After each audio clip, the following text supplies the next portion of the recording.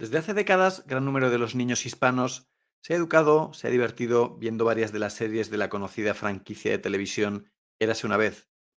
Comenzó con Érase una vez el hombre, sobre la historia de la humanidad, creada en 1978, a la que siguieron años más tarde Érase una vez el espacio, Érase una vez la vida, Érase una vez los exploradores, hasta un total de 9 series. Estas series eran el resultado de la colaboración entre la productora privada de animación francesa Procidis y el canal de televisión pública francesa France 3. ¿Qué pensó? Desde hoy todas esas cosas cuidaré. Y un viejo reloj canta su canción. Daba, daba, daba, daba, daba. Muchos niños españoles, muchos niños hispanos, han tenido un primer contacto con una explicación de la historia del mundo a través de esta serie, Érase una vez el hombre. Recuerdo bien cuando con 7 u 8 años me senté ilusionado con mis hermanos a ver el capítulo en el que por fin se iba a hablar sobre España, sobre nada menos que el siglo de oro español. Recuerdo aún mejor la sensación de extrañeza, de confusión, de malestar, de decepción con que me quedé al terminar el capítulo. Ningún otro capítulo de la serie me había hecho sentir eso. Desde entonces no había vuelto a pensar en ello, pero una reciente charla con David Fernández sobre la leyenda negra desempolvó este recuerdo de la lejana infancia, y decidí volver a ver el capítulo. Y lo que he visto merece ser analizado, porque el modo en que los mitos más falsarios de la leyenda negra se vehiculan en esta franquicia tan querida por muchos padres llega a extremos sorprendentes. Es tan exagerado, tan crudo, que cuesta entender cómo los españoles, cómo los hispanos, hemos tardado tanto tiempo en tomar conciencia de cómo las naciones que nos rodean constantemente difaman nuestra imagen, nuestra historia, nuestra identidad. Cuesta entender que sea solo ahora cuando estemos empezando a reflexionar sobre cómo defendernos de este influjo pernicioso, mucho más pernicioso de lo que queremos creer. Pero vayamos con el análisis de lo que cuenta este capítulo de la serie Érase una vez la leyenda negra, digo, Érase una vez el hombre. Tengamos siempre en cuenta que a la hora de manipular, de sesgar, no se trata solo de las mentiras o medias verdades que se dicen, sino de las verdades relevantes que se ocultan.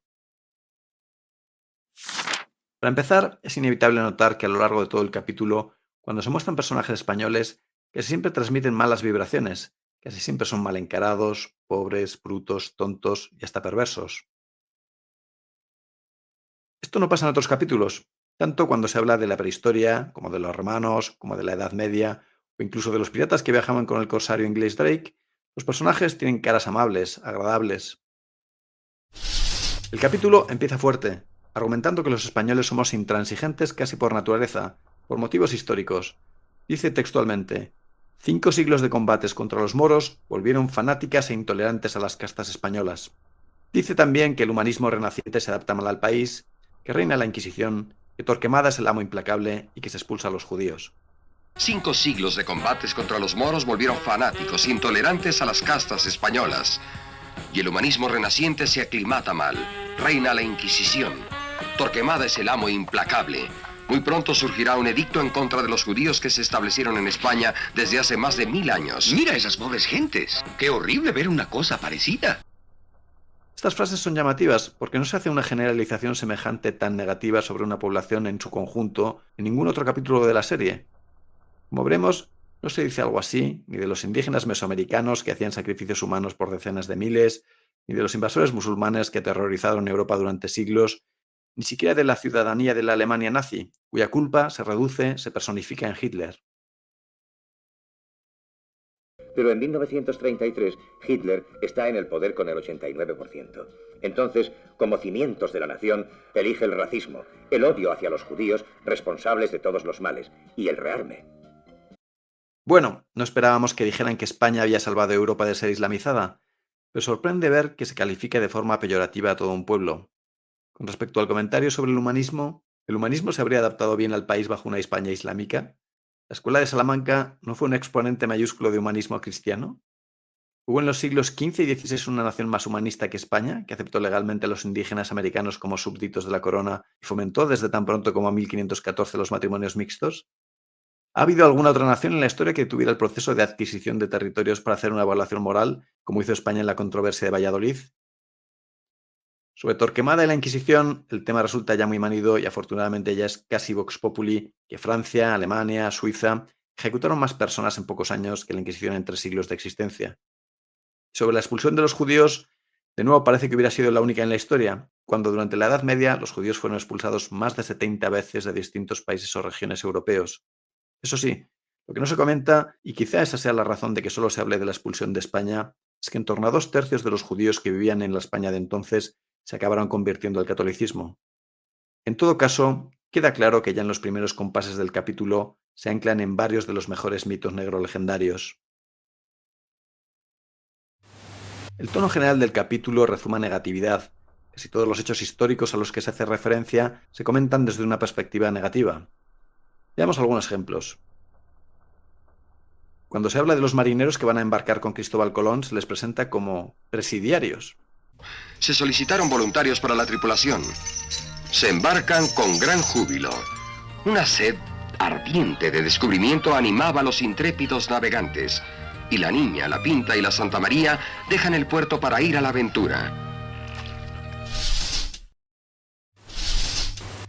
Otro momento llamativo del vídeo es cuando habla de un supuesto agotamiento de los bosques españoles para crear barcos, lo que llevó a la desertización y la pobreza. Es decir, la alucinante gesta tecnológica y científica que llevó a los españoles a dominar los mares se oculta, se omite, y solo se menciona una supuesta consecuencia negativa, que además es inventada. La sobreexplotación de los montes viene ya de época romana y es similar a la ocurrida en muchas zonas de Europa desde entonces. Nada se dice de la desbordante vitalidad de una nación que el año siguiente de la vuelta de Colón tras el descubrimiento ya es capaz de enviar 20 naves con 1.800 hombres y mujeres a colonizar la nueva tierra, algo que tardarían 40 años en hacer los franceses o 90 años los ingleses, y de manera mucho más modesta y timorata. ¿No es acaso reseñable el hecho de que cuando los franceses o ingleses estaban tratando de establecer sus primeras cabañas en América, España ya llevaba décadas fundando ciudades, construyendo catedrales y universidades? No se menciona nada sobre las capacidades tecnológicas que permitieron a España ser primera potencia naval, tanto desde el punto de vista de construcción de barcos como de formación de marineros y tripulaciones. Se omite que el dominio de España en el mar era tan destacado que al Océano Pacífico se le llamaba el lago español, gracias entre otras cosas a capacidades tecnológicas, como la de calcular con precisión la longitud de las coordenadas geográficas, algo que las naciones rivales tardaron casi 2 siglos en alcanzar. Otro ejemplo de la mirada torva, malintencionada hacia los hechos históricos es cuando el narrador explica que España sufrirá durante siglos las consecuencias de haber expulsado a los musulmanes no conversos, no sin antes soltar 2 nuevas coces hacia España, una primera afirmando que se habían traicionado unos pactos y una segunda abundando en el tópico de la vagancia de los españoles. A pesar de los tratados firmados, se arroja del país a los musulmanes no conversos. Eran junto con los judíos los más trabajadores. El país resentirá duramente las consecuencias a lo largo de los siglos. Las frases se descalifican por sí solas, pero además abundan en un ridículo presentismo, en un tratar de interpretar el pasado desde una visión progre multiculturalista actual. ¿Es que acaso algún otro país europeo habría aceptado en aquella época una minoría musulmana en su territorio? Es más, una minoría violenta y rebelde, como demostró la rebelión de las Alpujarras, que se estima causó 20.000 muertos.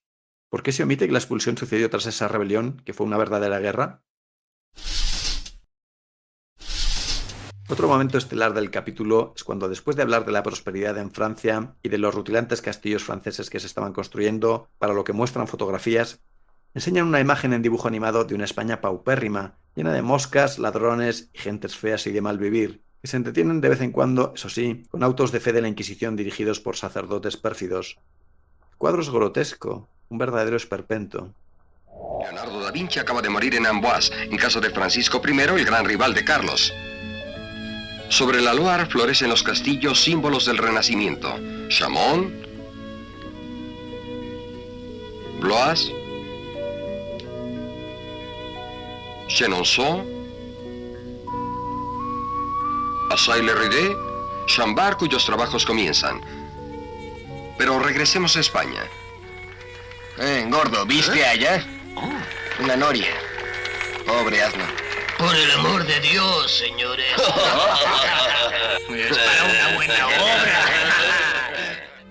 ¡Oh, qué moscas! Abundan esos animales por aquí. ¡Ay! Acabo de matar una. Un verdadero néctar extranjero. ¿Quiere? Gracias. Verdadero néctar, ¿eh? ¿Le gusta mi manzana? Perdón. Está bien, no se moleste, se la regalo. Un esperpento que han conseguido imprimir en muchísimas mentes occidentales, y peor aún, hispanas. El mismo esperpento que se repite incansable una y otra vez. Esa España paupérrima y llena de moscas tenía en sus tres principales universidades, Salamanca, Alcalá y Valladolid, más de 11.000 estudiantes matriculados, que eran más que todos los estudiantes universitarios de toda Francia e Inglaterra juntas. Esa España paupérrima ya en el siglo XV era el primer productor de lana del mundo, motor de la vital industria textil. Esa España paupérrima era la que estaba imponiendo su moneda, el real de A8, como la divisa de referencia mundial. Esa España paupérrima innovó tanto en el terreno militar, en tierra y en mar, y había conseguido imponerse a una Francia que casi la triplicaba en población, y había conseguido dominar media península itálica y controlar el Mediterráneo occidental. Volviendo al capítulo de la serie, no podía faltar otra razón más del mito del fanatismo religioso, mostrando un auto de fe, al que acuden gustosos muchos españoles feos, brutos y bastante perversos, dirigido por malévolos monjes católicos.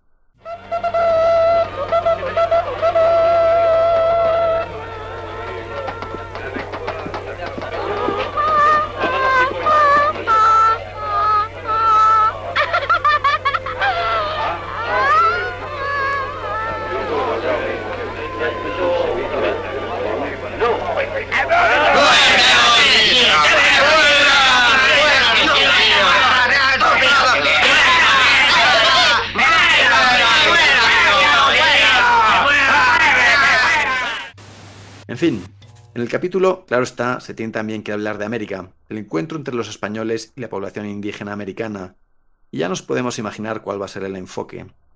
Por supuesto, el personaje que se ha escogido para representar al conquistador es el conocido grandote, bruto, tonto y malo.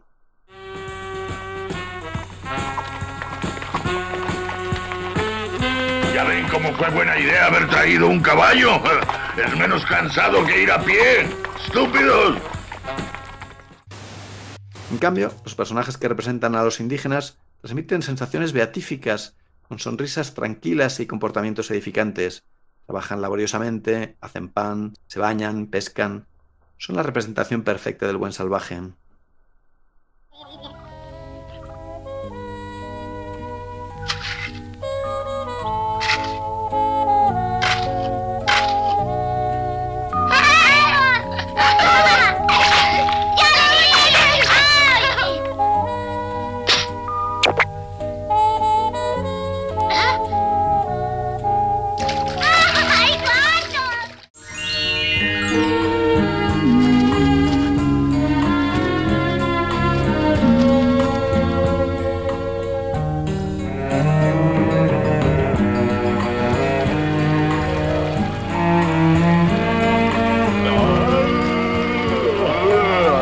Buenos días. ¿Ves? Te lo había dicho.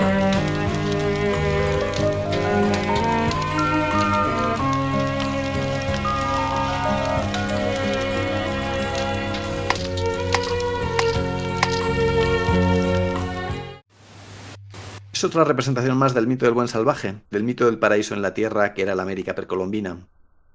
Aunque no muestran escenas de violencia directa de españoles contra los indígenas, al fin y al cabo esta es una serie para niños y eso se notaría demasiado, el mensaje se sobreentiende de forma poco sutil.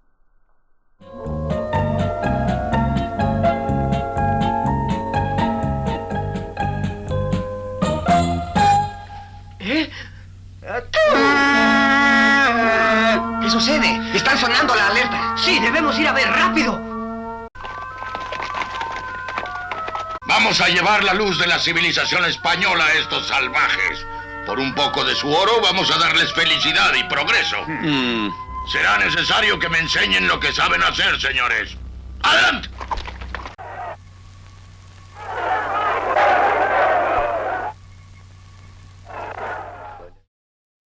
Obviamente, lo más llamativo de estas escenas es lo que no se cuenta y que está documentado desde hace más de 500 años, gracias a crónicas como la de Bernal Díaz del Castillo y otras más.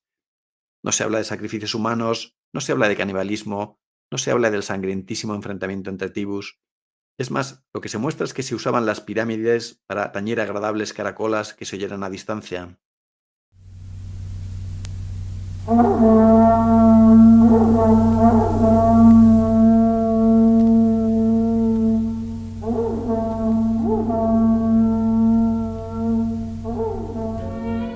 Se oculta que el objeto de las pirámides era servir como altar para extraer el corazón palpitante en los sacrificios humanos, y después dejar caer los cuerpos de los sacrificados peldaños abajo, como relatan las crónicas de la época, y muestran visualmente multitud de códices dibujados por los propios indígenas. Todo esto ya resulta hiriente de por sí, porque se percibe una injusticia, un sesgo difícil de entender, pero la cosa resulta aún más oscura e indignante cuando se introduce la comparación. Érase una vez el hombre también narra en otro capítulo la conquista de Norteamérica por los anglosajones. ¿Y cómo la cuenta? En ese capítulo también se falsea la historia, sí, pero en este caso a favor de los anglosajones. Se llega hasta el extremo de representar un fuerte inglés en cuyo interior conviven pacíficamente indígenas y británicos. Es la leyenda rosa anglosajona a la enésima potencia. Es el mito ridículo del Día de Acción de Gracias y la convivencia feliz con los indígenas llevado al extremo. Da igual si los indígenas norteamericanos fueron exterminados. Si un día, supuestamente, invitaste a una comida a unos cuantos indígenas para agradecerles no sé qué, ya estás redimido. No eres un conquistador, no eres un asesino, no eres un ladrón de tierras, eres un pacífico y trabajador colono. Llama la atención que sea una serie francesa la que represente semejante delirio. Posiblemente ni los propios británicos habrían llegado a tanto. Al fin y al cabo, ellos sí tienen claro que su lema era el buen indio es el indio muerto.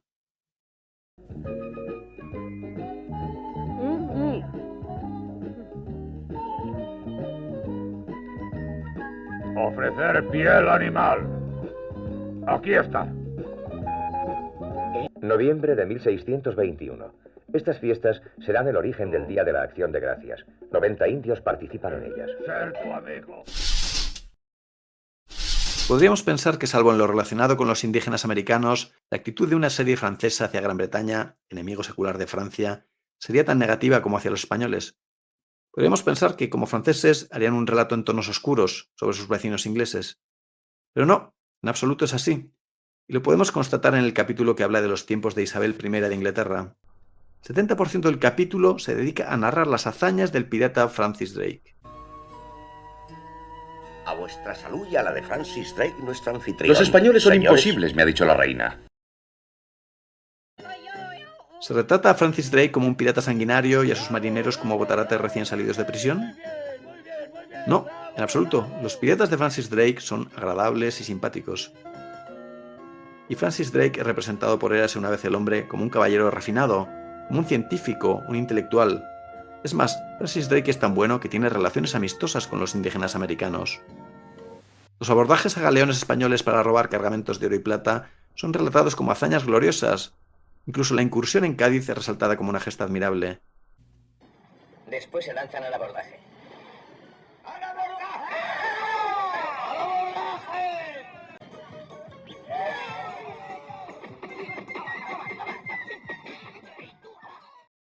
30 barcos españoles son capturados o destruidos. Todo cuanto contienen es trasladado como botín a bordo de los navíos ingleses,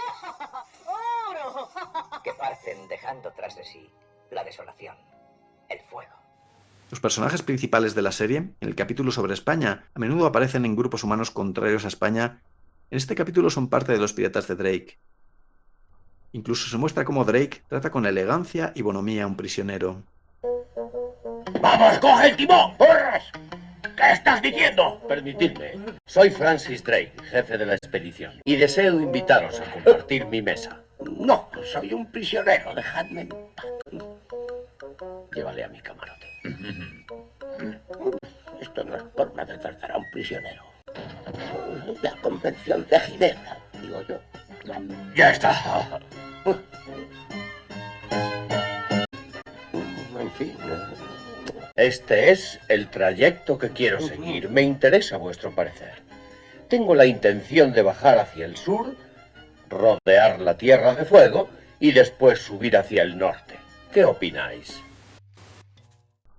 Cuando Drake toma tierra en Sudamérica, él sí se encuentra con indígenas violentos, no con los angelicales habitantes que se habían encontrado los españoles. Incluso en este capítulo sobre Inglaterra, el guionista es fiel a su línea argumental y no pierde la oportunidad de mostrar otra vez como tontos, malvados y por supuesto codiciosos a los españoles. Señores, he estudiado un plan infalible para apoderarnos en nombre de España de ese pirata Drake y de su navío. Dispongo de una importante flota. Me parece perfecto, gobernador, pero el inglés se encuentra en el norte. ¿Seguro? Os equivocáis, caballeros. Según mis informes, el Golden Hind está en el sur, cerca de Panamá. Escuchad, señores, creo que estáis en un error. El inglés está en el noroeste de México. ¡No importa! Hay que recuperar el navío donde quiera que se encuentre. ¡Quiero ese oro! Como decimos, este capítulo llega hasta extremos sorprendentes en su sesgo adulatorio hacia Gran Bretaña. Sesgo que llega al paroxismo cuando el corsario Drake, es decir, el ladrón, el asesino, el pirata, es recibido por una majestuosa y honorable reina británica. La emoción se desborda hasta el punto que hace llorar a los personajes de la serie. La reina Isabel, acompañada del embajador de Francia y altos dignatarios, llega a bordo del Golden Hind. Vuestra espada. Majestad, todo lo que he conquistado os pertenece. Levantaos, Sir Francis Drake. Llama también la atención que el capítulo dé relevancia al hecho de que Drake tomara tierra en la costa oeste de Norteamérica y reclamara para la corona británica el territorio de lo que llamó la Nueva Albión. No se fundó ninguna colonia en esa tierra, ni se hizo nada relevante. Eso sucedió tan tarde como en 1579, cuando España ya llevaba casi un siglo colonizando América y había fundado por entonces cerca de 1000 ciudades, varias universidades, construido catedrales e incontables hospitales. El doble rasero es brutal. En mayo de 1579, a la altura de la isla de Vancouver, el barco viró en redondo. Camino del sur, el clima es cada vez más cálido. Más cálido aún a medida que va acercándose a las costas de lo que se llamará Nueva Albión. El 17 de junio de 1579... ¡Eh! ¡Mirad!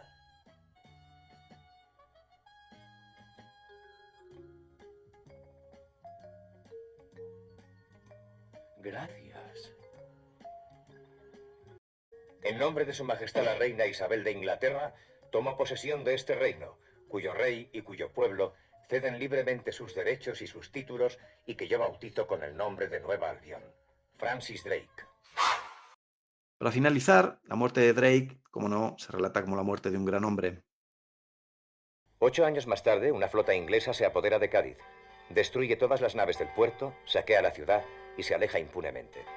Este hecho produce gran regocijo en Inglaterra. La reina Isabel está en su momento cumbre. En este mismo año, 1596, Francis Drake muere durante una expedición al Caribe. Por supuesto, nada se ha dicho en todo el capítulo del salvajismo de Drake, de las ejecuciones sumarias a su propia marinería, y cómo raptaba a jóvenes a las que abandonaba a una muerte segura en islas desiertas. Claro, tampoco se relata que murió a consecuencia de las heridas causadas por un cañonazo español, que se le propinó desde el castillo del Morro en Puerto Rico. Los ingleses, que son capaces de enseñar a sus alumnos que la primera vuelta al mundo la hizo Drake, en lugar del Cano, 50 años antes, podríamos esperar un capítulo semejante. ¿Pero por qué lo hacen los franceses? Ni siquiera en el capítulo dedicado a Luis XIV de Francia, el Rey Sol, esta serie francesa muestra unos sesgos tan exagerados y falsarios. El 1 de septiembre de 1715, después de un reinado de 72 años, 54 de los cuales fueron de poder absoluto, Luis XIV muere. El país experimenta un sentimiento de liberación. Ha quedado muy lejos aquella adoración que un día sintiera por su joven monarca. Por terminar ya en algún punto el rosario inacabable de vejaciones contra la historia de España, y volviendo al capítulo sobre el siglo de oro español, los guionistas vuelven a brevar en otro de los lugares comunes de la leyenda negra. Como se asume que los españoles son incapaces para el comercio, aunque curiosamente el impulso o la hazaña de Colón es la motivación de crear una nueva ruta para el comercio de las especias, se tiene que mostrar a un holandés como el único capaz de generar comercio con los nuevos productos descubiertos en América. Maíz, patatas, tomate, cacao, tabaco. Se esconde que gracias a España estos productos fueron de uso corriente en Europa, que España se enriqueció durante siglos dominando el comercio de algunos de ellos, como por ejemplo el tabaco. Mi señor, tengo maravillas para enseñarle. Estoy seguro de que esto le va a interesar. Maíz. Espere. Patatas. No. Ejotes. No. Tomates. No. Cacao. ¿Y oro tiene usted? No, pero tengo algo mejor. Tenga esta maravilla. Es un pavo. No me interesa. Veamos. ¡Ah! Tabaco. Mire. ¿Es todo? Un momento. Me presento. Soy Bandul de Ámsterdam. Compro todo lo que acaba de enseñar. Aquí tiene. No es suficiente. Esa cuenta. Entonces sí. Finalizada ya la exposición de algunas de las escenas que demuestran el sesgo extremo de la serie, llega el momento de hacer algunas consideraciones. La primera es constatar que los principios de la propaganda rigen para el ámbito de la divulgación de la historia, que por tanto tenemos que ser conscientes de que ciertos puntos de referencia históricos machaconamente repetidos por la propaganda antiespañola han creado un marco mental tan fuerte en la gente común de todo Occidente, no solo en los ciudadanos con un conocimiento superficial de la historia, sino incluso en los divulgadores de la historia, que la consecuencia inevitable son estos delirios audiovisuales que infectan a enormes masas de población sin relación con la verdad histórica y que bien sabemos siempre ensalzan lo anglo y denostan lo hispano, incluso aunque la producción sea francesa. Al analizar la serie es inevitable constatar que en general se retrata a los distintos grupos humanos de una forma positiva, hasta falsamente positiva. Romanos, mexicas, británicos, estadounidenses. Al único pueblo al que se le atribuyen características negativas en conjunto y como pueblo, y además falsamente negativas, es el español. Es un hecho alucinante que por conocido no deja de sorprender.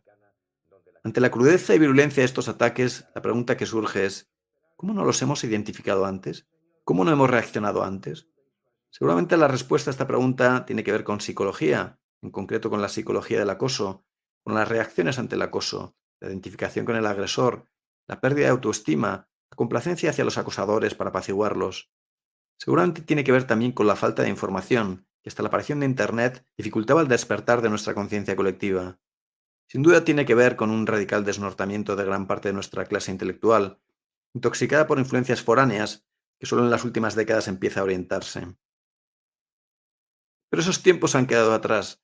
Ya sabemos lo que nos pasa y nadie se puede llamar a engaño. Ya sabemos que nos difaman, ya sabemos quién nos difama y ya sabemos por qué nos difaman. Ahora lo importante es pasar a la acción, actuar para protegernos de los constantes golpes de la propaganda antihispana, construir poco a poco las capacidades para generar cada vez más contenidos y de más calidad desde una perspectiva hispana.